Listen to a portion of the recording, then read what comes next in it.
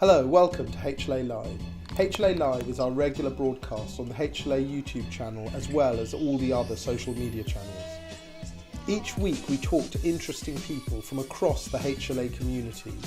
Good evening, everyone. I am really excited to be chairing tonight's meeting. Hi, I'm Rosie Spooner and I'm hosting HLA Live this Wednesday.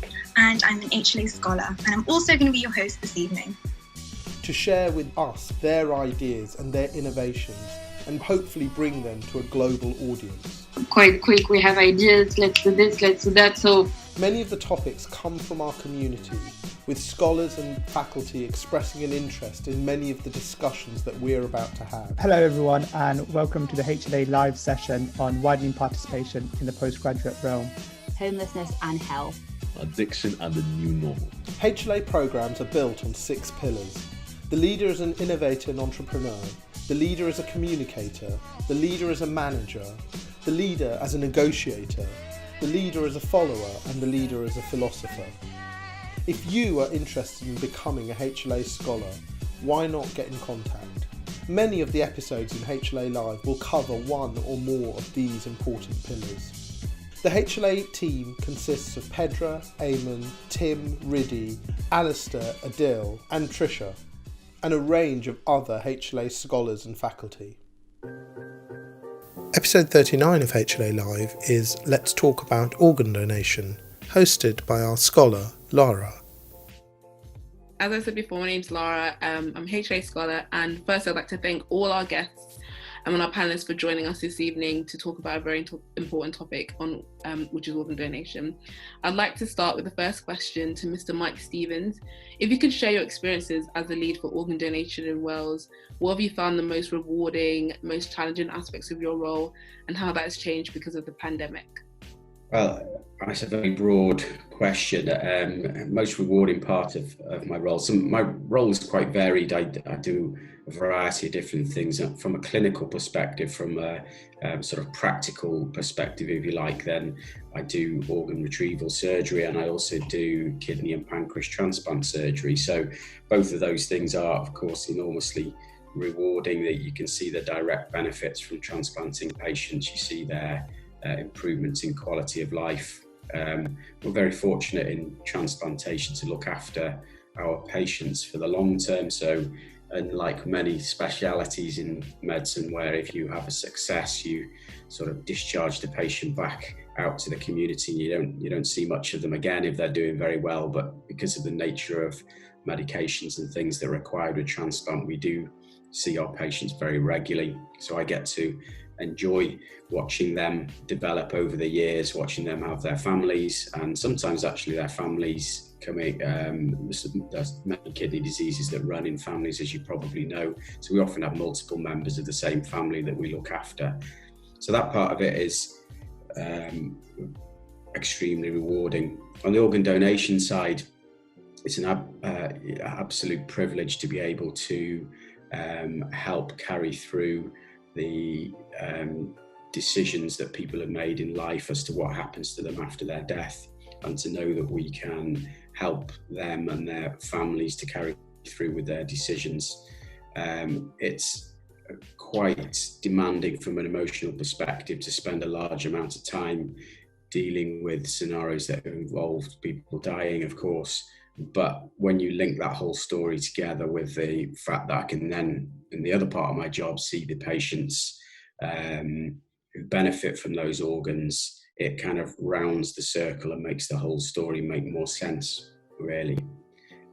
So that's the kind of the obvious aspects that are rewarding for me personally. In terms of challenges, well, there's the challenges relating to the pandemic.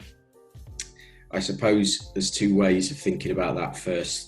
First off, early on, we just didn't know how to have any control over the virus at all. As everybody remembers, back March last year, we weren't able to test anybody, including organ donors. We didn't know how virus would affect transplant recipients.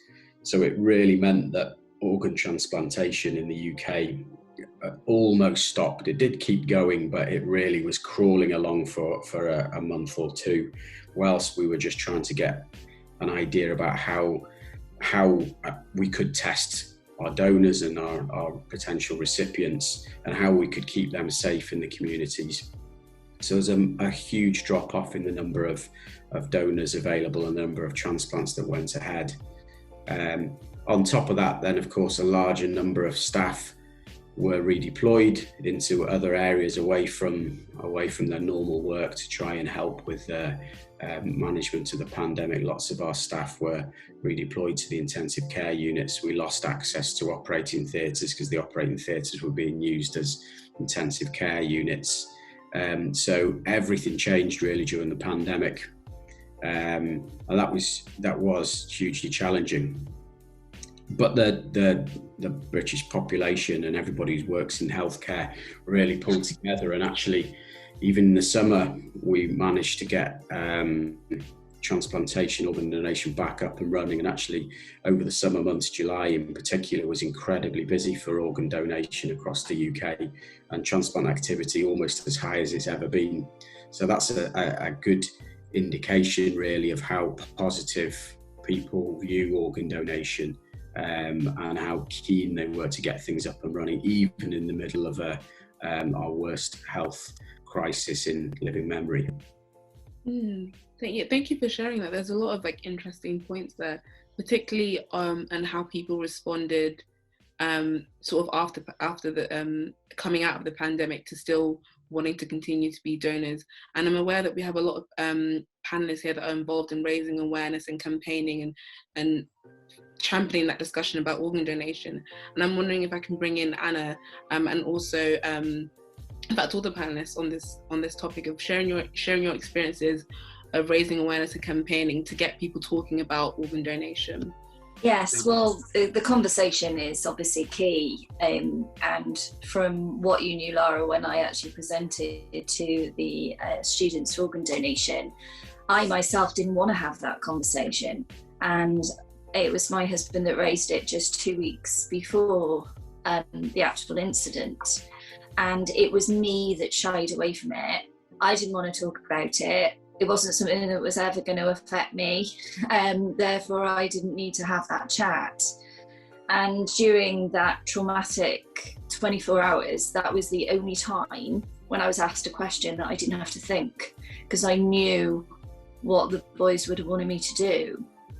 And the positivity that I've had since from the donation has really, really helped me. So and through all the education programmes that we've been doing across Wales, it's become really clear that actually it's like with children, they don't look at it as something to do with death. They look at it as a gift of life.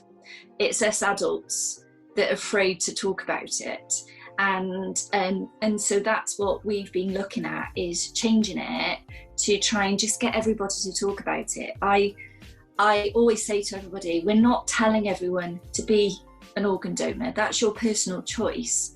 But what we're doing is we're encouraging you to discuss it, and so that you would know what your loved one would want. And as Mike said then, you know that you're respecting somebody's wishes after their life. And, Fraser's donation in itself is, now I understand a lot more about transplantation. I even see even more what a superhero he was to be able to donate after such a trauma. And now to know that his, literally his heart keeps on beating because they were brave enough to tell me what they would want to do, then therefore I'm sure that everybody can be brave enough to just try and have a conversation, whatever it is. And as I said, it's a debate, but what became really clear is we're quite happy to talk to our children about sex education. But organ donation, there's some kind of stopper that we're not talking about it at all. And that to me just seems strange. I even went to the extremes of, I told my late husband, I wanted to be buried. I knew he wanted to be cremated, but I still wouldn't talk about organ donation. Why? So therefore there is a stopper there. So we've tried to see about encouraging people to talk about it. And luckily that's where we had the assistance of Mike over in LA, who produced our little animation to allow parents, stroke children, a bit of a conversation starter to try and think about how to have that conversation. And I think now the conversation is more key than ever. You know, I think I was in the hospital and you know, I had my family members around me making that decision at that time. But now, obviously, times have changed and we have to think about who would be in the hospital, how much support that you would get when making or being approached for that decision. So even now, the conversation to me is more important than ever. Yeah, thank you so much. You made some really interesting points about having that conversation with your family and just getting people talking about it.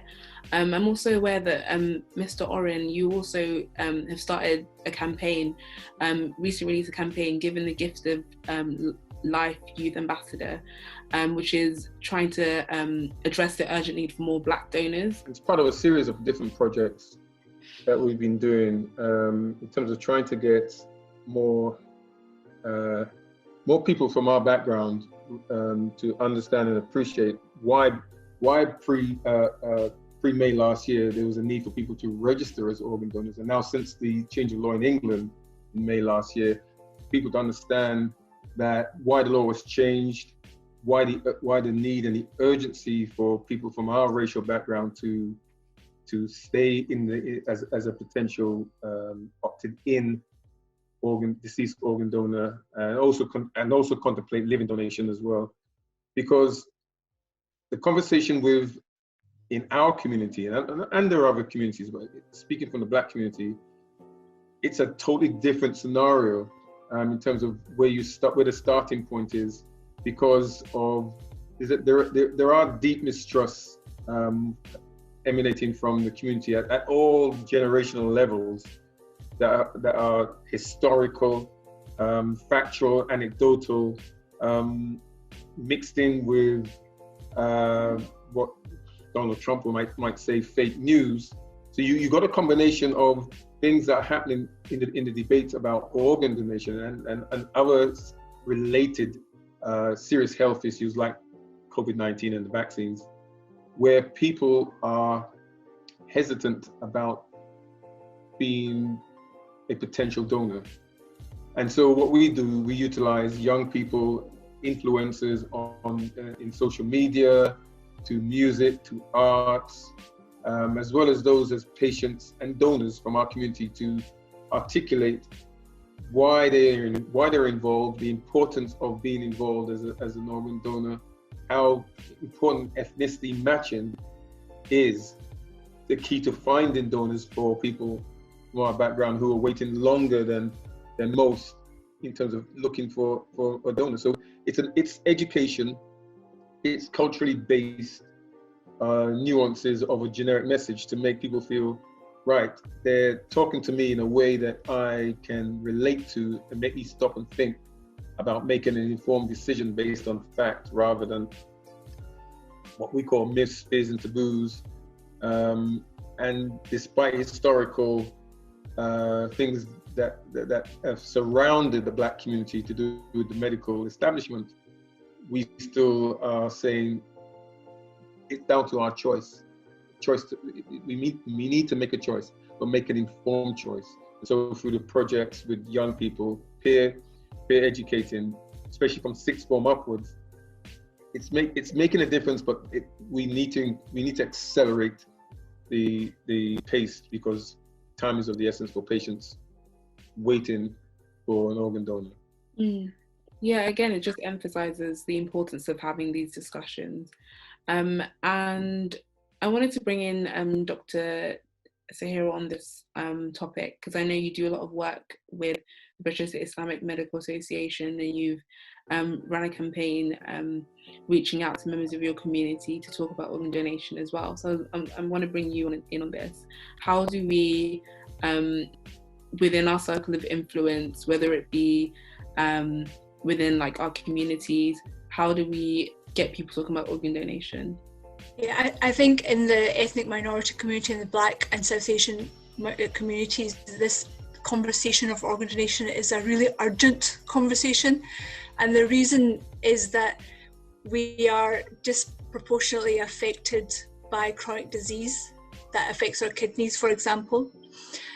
So where we have 14% of the UK population being Black, South Asian, there are almost 32% of us on the organ waiting list.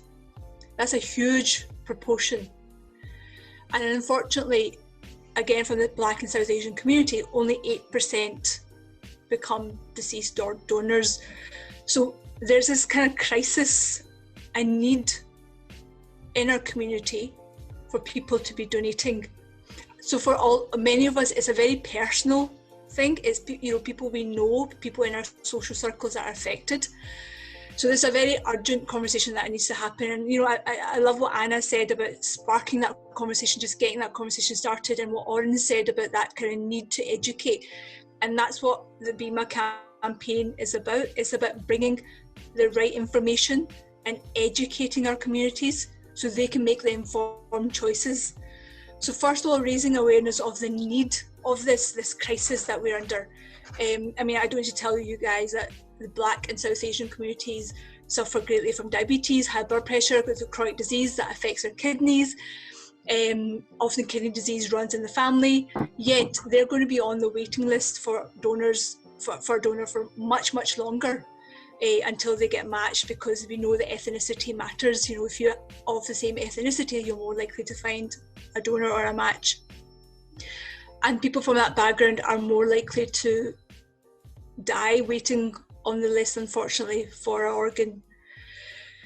So what we want to do is bring the right education in terms of the right religious education, culturally appropriate information, using people from our community. So we are an organisation that our community trust, and we use religious leaders, people that have had that are recipients of donors from the community, to raise awareness of their stories, and people like Mike, so transplant surgeons. So we often have panel discussions bringing this information to the community. And we found that when you're working with local communities, there's much better conversations that can happen. It's about building trust, because unfortunately, you know, there is in our community a mistrust of the system. So one of the things we need to do is educate people on the process that happens, and the great respect that's given to the families and then the people that donate. And those simple things that we may take for granted that information needs to be brought to the community. So that's what our work is very much around, doing these events in our local communities around the UK. I mean, last year we did 13 events in mosques, and then with the pandemic we moved on to webinars with panels, a whole panel discussing this issue. And we found that when you focus the education to your community and make it culturally and religiously appropriate, that you can change behaviour. So we've been seeing some really good results from these sort of events that we've been doing. Yeah, that's really, really good to hear. You mentioned something quite important, like educating the patients on the process, and irrespective of which community you're reaching out to and talking about organ donation, that education and what the actual process entails is very, very important in building that trust. I wonder if I can bring in Mike on this in terms of how do you educate your patients on the process of organ donation? What are their main concerns, worries? And then I'll open that back up to the panel to see how, if they have anything else to add as well. From a donation side, the education for my patients is mostly about live donation, because for me as a surgeon, my involvement in the deceased donation, the first time I meet the patient is actually in theatre. So for me, I spend a lot of time trying to raise the profile of organ donation generally, which helps with the hopefully helps with the understanding in general for the population. But for my patients, it's mostly about live donation, and the education is really about explaining that there are many people in the community who can potentially donate a kidney, and that the process for assessing them is extremely rigorous, which means that we will only allow people to go forward with donation if we are very, very confident that they can come through the procedure and that they won't come to any significant harm in the long term. And probably so from the donor side of it, the education part is about explaining those things. There's actually a big part on the live donor side about encouraging individuals to allow their friends and relatives and loved ones to donate to them, because there is a natural instinct for most people to say, this is my illness, I don't want to put my loved ones through the process of having to donate. So I spend a lot of time explaining that actually this is a safe process for donation, and actually allowing the individuals to at least make their own decision on that is the kind of the right way to go. So a lot of our areas of education is actually around trying to break down those gatekeeping moments where the individual patient is reluctant to discuss with their relatives about this being an option. Interesting listening to Mike talk about this in terms of living, because our gut instinct is that within the Black community, there's probably a better chance of having the conversation about living donation than it is deceased. Deceased is very much the taboo subject. The closest thing to not being here. But living donation, if explained rationally and pragmatically to people, especially from our background, we tend to find that you can have a decent conversation, especially since many of them will be aware that within their own family circles and close friend circles, they probably know someone who's waiting for a kidney donation, but don't realize the significance of how powerful. But I wasn't going to say easy, but it's not easy, because as Mike rightly said, it's a long process of testing, psychological testing before someone becomes a living donor. But understanding there's a journey that they can be part of to be seeing whether they can actually be the living donor.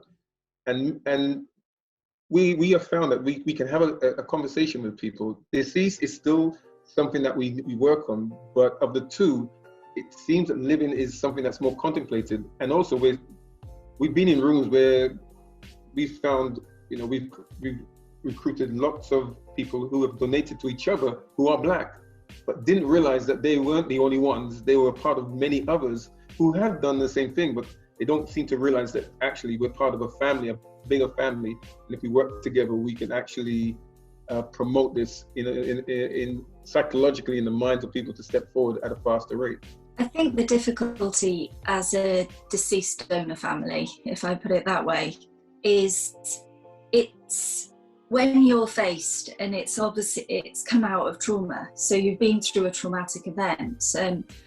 Sadly for me, I literally witnessed it as well, and it also then Fraser was transferred to hospitals, and it was there, but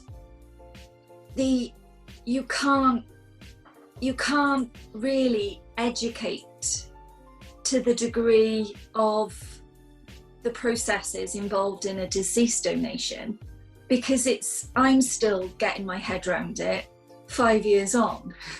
And Mike actually is one of our trustees here as well. And every time I talk to Mike, it's like, I didn't understand that. I didn't think that happened. I didn't know that did. I mean, my 8-year-old, she did organ donation this lockdown, and I worked with the school about how we were going to do it for year 4. And then all of a sudden it was like, right, which organ is kept alive via oxygen and it was like, well, obviously the heart, but I'd never really thought about it. And therefore, sometimes it can be very difficult to actually think about it sounds awful. It's a lovely story that Fraser went on and donated, but actually the education behind it, and I was a qualified solicitor, so I understood brainstem death because I'd studied it during my law degree, and I knew what my husband and my son would have wanted to. But for Joe Public, they've got to get their head around that probably it is going to be a brain death situation. And then it's going to have that conversation. And then you're going to have to go through the questions that are necessary for the transplantation to go through.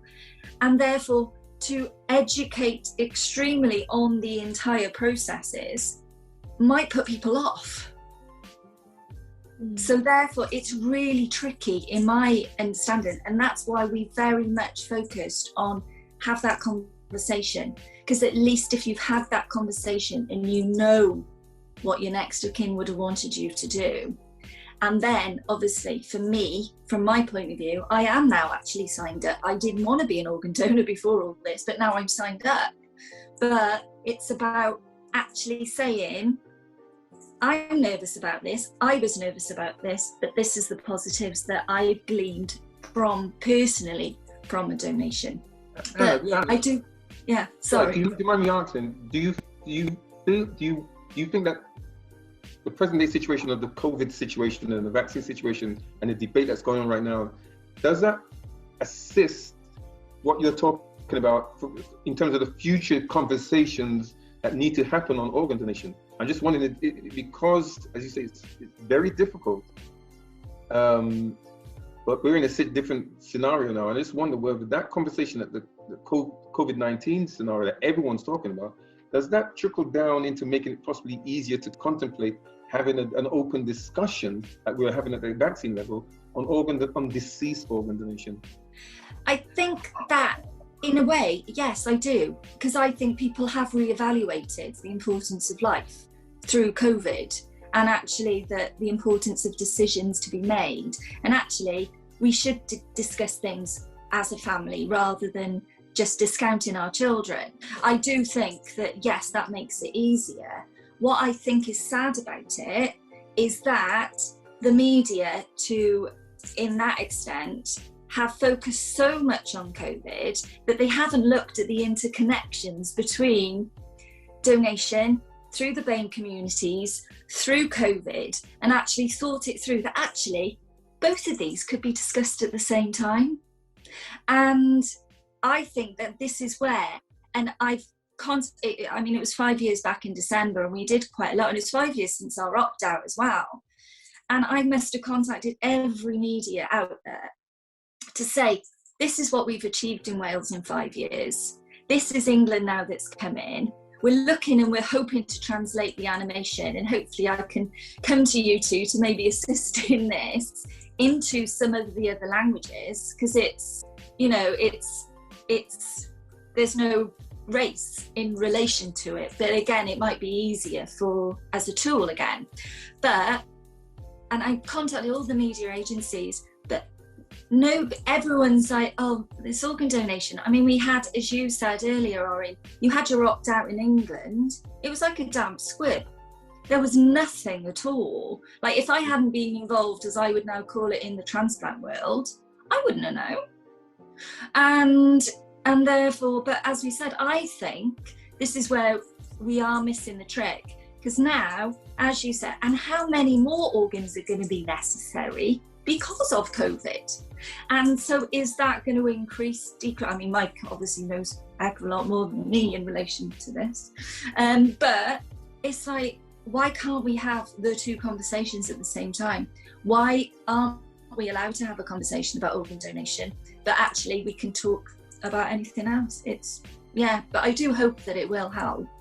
Yeah, I was just going to add to that. I work in primary care, so during this pandemic and the COVID situation, I was at the beginning of the year doing a lot of conversations with certain patients about palliative care and where, if they got COVID and would they want to go to hospital or do they want to stay at home, and so the conversations about end of life.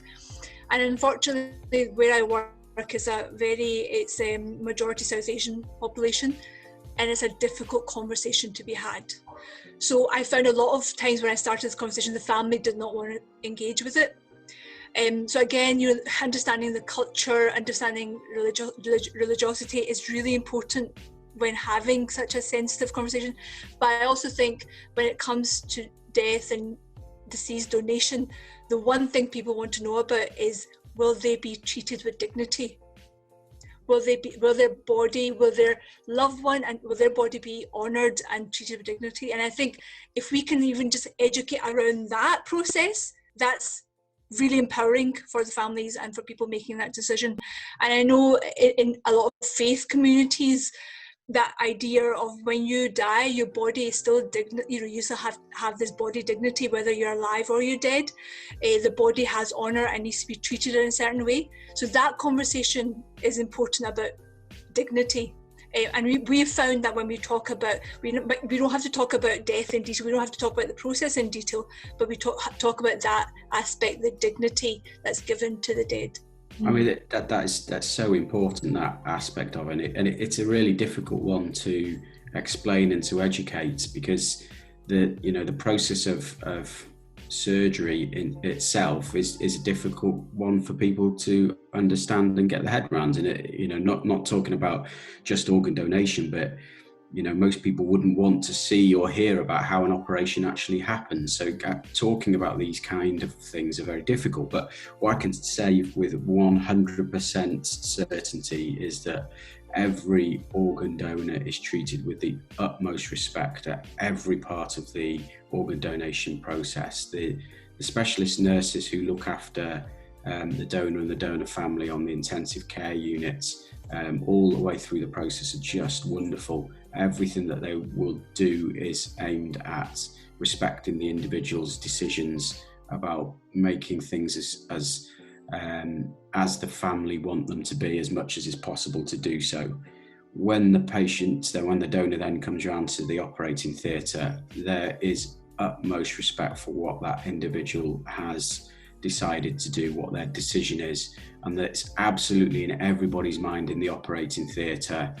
The family of the donor, it's not unusual for us to have a picture of the donor in the theatre if that's what the family wants. Some families ask for that to happen. They want sometimes for the music that the donor enjoyed listening to play while we operate, and that's something that we'll do.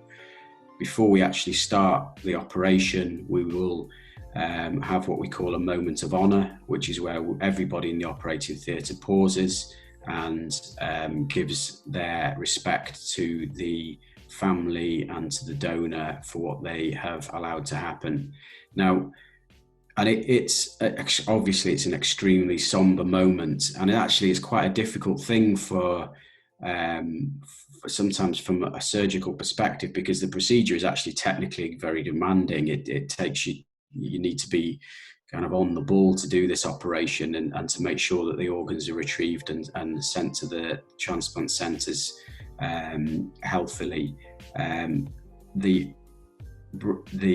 moment of honour really brings the whole thing home, and most people wouldn't want to see an organ retrieval, but I can promise you absolutely that every element of it is done with utmost respect. I do. In that, the following day when I was waiting, because Fraser's donation was in Bristol, so I obviously had to come back to Cardiff for my daughter, because I was only me then. And that was one of the things, actually, when I got the phone call the following day, they actually said to me that they'd done that, the moment of silence for Fraser. And that stays with me to now. Often you don't remember things, you can't remember things, you have to block them out. But I do remember them saying that to me, and it just showed me the extreme and the extent of how much. And now my understanding, as I was saying, of him actually managing to donate makes me even more feel how much respect he has got. And I remember it because I jokingly said that Fraser wasn't quiet about anything, and they would have done better off giving him a minute's round of applause or shouting, because that was more Fraser than being silent. But yeah, it was that level of respect respect. And if you want to like pass that on at all, Sahira, whenever you're speaking with people, I can honestly say that to you, because they really did respect Fraser and continue obviously to do so. So yeah, it's because you get the trolls and you do get the comments, and even on the newspaper links, you know, and the horrible comments like, oh well, they didn't fight to save him because they wanted him for his organ donation. And you see them, and when you see them you can't unsee them. But I know that's not right. You know, I know that everything was done within the power, but you're always going to get that negativity, because this is unfortunately what our society is like at the moment.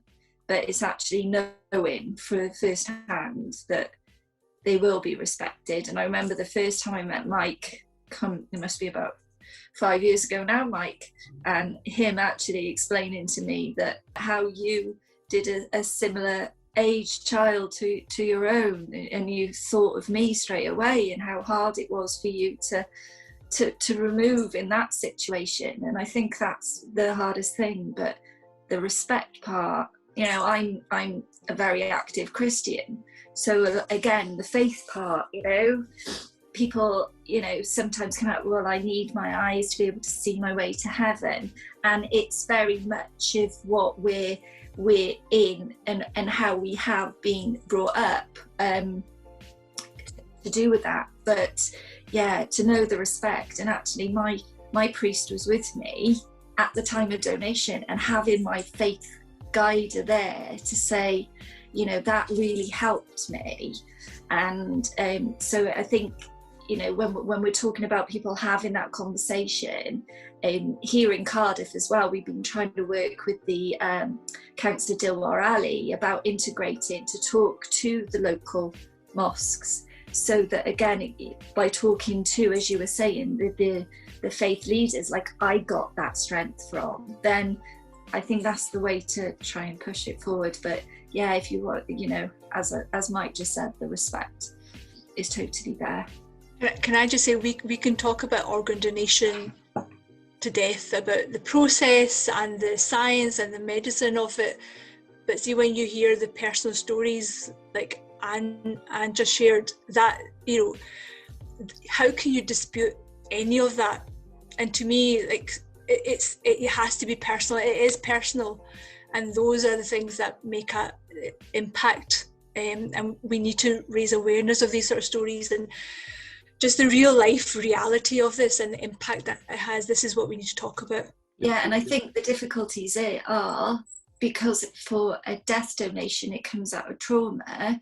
And you know, it's very difficult to, and I wouldn't expect another family to be able to talk like I do. It's my personal choice. And sometimes, like tonight, you do break down and my walls suddenly drop for once. But it's very difficult to ask a lot of donor death families to talk about it, because it is so hard and it is trauma. Yeah, sorry, Orin. No, you're fine. And I mean, I'm sitting here, I'm taking this all in, and it's right and proper. You know how you feel even 5 years on, because the pain never goes away. But it's your voice, and voices like yourselves need to be heard.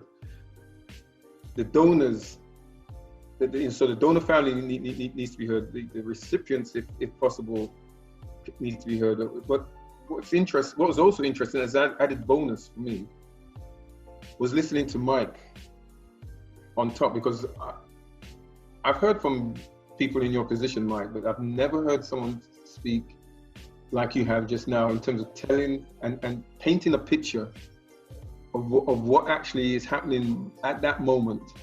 You know, I know people who would stop and think about that situation, listening to what you've described, and I wrote it down here: the moment of honor, and what comes from that, or the moment of silence. Anna, that you mentioned, music, pictures, those last moments are so important to the family, and hearing from someone who's there, and it's the importance of it that you put and how individualized it is. Despite the fact you've done this many times, you've articulated that it's still very important, and you feel the relevance and respect that needs to be shown at that moment is so important. That needs to be heard at the highest level, because I think people will start to have a stronger appreciation about the whole issue about deceased organ donation, because if they would have seen and heard patient stories to a degree in terms of the donor family, maybe someone who's received, but that extra element that you brought to it, what you described, I think needs to be seen and heard as an added bonus on top of everything that we've spoken about, especially in this social and medical climate that we're in right now, where as you say, Anna, that discussion needs to be has to happen at the same time as what we're talking about COVID or the vaccine. Has to happen about donation, organ donation, and what we also do, organ, stem cell, blood donation. It's about giving something of yourself to someone else, but it relates to the discussion that's happening right now that the whole world's talking about. I think it's it's been a really useful point, and probably something that we've kind of, especially the charity, kind of skirted around, which was the importance of, as you were saying, the respect to the body and the person. And I think we've failed to kind of realise, and it's not just, it's not a BAME matter. I would say it's also, as I was saying, your white matter as well, to do with the religious. And I think perhaps if there's, for me, one huge positives out of this is to say, hang on a minute, let's talk about this a bit more, Mike. Let's get this out. Let's explain a little bit more about what actually happens. Because if this is a stopper, and that's what you guys are telling us, we hadn't thought about that as being a stopper. So maybe that's how we can encourage the conversations as well. I really think it's a case of, just as at the beginning of life, as a baby, when the baby is born, the celebration and the euphoria and the feelings around that moment coming, the parents, the extended family, just how they feel. At the end, that Mike has described, the feeling of respect, the celebration of the life that's passing, all that needs to be represented. Because I think if people can understand that life cycle, you come in and you leave in a certain way, and what it can do, and you're passing on life to someone else as a bonus. That if you can crystallize that in a way of messaging, I think there's a stronger chance of people, especially with the fact that Wales and England and Scotland soon, understanding this, the greater good that can come out of organ donation, and link it to the life cycle of life. That I think we can collectively and individually put a different emphasis on the conversation. I kind of feel a bit chuffed because I think we've got the formula right and it's working. The campaign that we were doing last year, we had events around the country, and when I said about the panel involves someone who can talk about their personal journey as a recipient or as a family member of a donor. It includes people like Mike talking about that aspect. So it involves these really important, real conversations, real stories. And I think that, this is why I'm so passionate about what I'm doing, because I know it's making an impact, it's changing behaviour. And especially now with this change of law. And as Orin spoke about the system mistrust, even more important that we're doing this work. Because unfortunately there are some myths and misconceptions. There was a myth going about that this is a way that the government will take our organs, and this law will come in and no one will have a say over how your body will be used. And and it's horrific to be getting messages like this. So it's even more important that we step up and have these really important conversations and put those myths and misconceptions to bed and raise awareness of the truth. This is why I think all of us are doing this work and we're passionate about this. It's real life for us. I personally have had a cousin, that died waiting on the donor list, one that received a kidney donation and is doing really well, and one on dialysis. So these are real stories and have a real impact on our communities. It's interesting because a lot of those, there's so much overlap with all of these things, but a lot of what we found in Wales during the consultation period in particular, when we're talking about moving to opt out, because it was a long process. It was kind of 2010, 11 that the actual consultation with the public started for real. And during those kind of 4 years before the law became active, we spent an awful lot of time talking to people. And one of the things that's interesting is that it wasn't opt-out that was controversial, actually. It was other aspects of organ donation, because people didn't understand. And lots of those things that were already said about the idea that somehow there's so many different aspects. Some people think it's tempting fate to talk about death, to carry your organ donor cards or to register on a register. Some people think, as Anna mentioned, that somehow the medical team won't work as hard to save you if you're going to be an organ donor, all of which, of course, is completely untrue. And actually, most of the useful part of our consultation on opt-out in Wales was just educating them on the process of organ donation. It's nothing to do with the idea of opt-out or opt-in. They were relatively simple parts of it. It was much more difficult to talk about the processes which aren't well understood. The idea that me as a donor surgeon, I am not involved in any aspects of the donor's care until the moment that they come round to the operating theatre. All of those decisions and the management of that donor up to that point are taken by a completely separate team who look after the person on the intensive care unit, have nothing to do with transplantation whatsoever. And only when those decisions are made that this person cannot survive or has already died will organ donation be considered. And there are other difficult concepts that are that need us to try and explain but aren't so easy, like the concept of brainstem death, which Anna Louise mentioned earlier on, which is quite a difficult concept to have, that you can be dead but your heart is still beating. And those kind of things make this whole thing so complicated, so difficult. And the only way we can explain it is with time, and develop trust with our communities, and allow the time to have the conversations, allow the stories to come out. And you can't help but listen to Anna Louise, and obviously I've spent a lot of time talking to Anna over the years. I've heard her talk many times, and every time it makes you emotional. And you can't imagine what it would be like to be in Anna Louise's situation, but you can hear the hope that she has in her voice when she talks about Fraser, and and that his heart is beating now in somebody. You can hear that, and it doesn't matter whether you know Anna or you ever met Fraser. You can hear exactly what that means, and that's difficult you can't ignore that. And that gets the message. As soon as you know that this is a possibility, that this is something that can happen, it grabs people's attention. I think the other parts are really important there.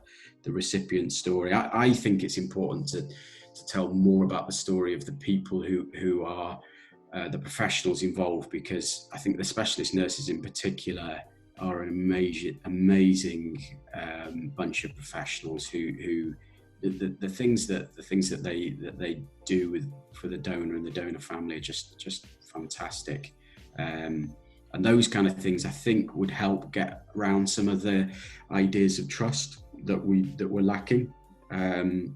So I think it's the whole story that we need to be telling, really, and events like this hopefully will help us to do that.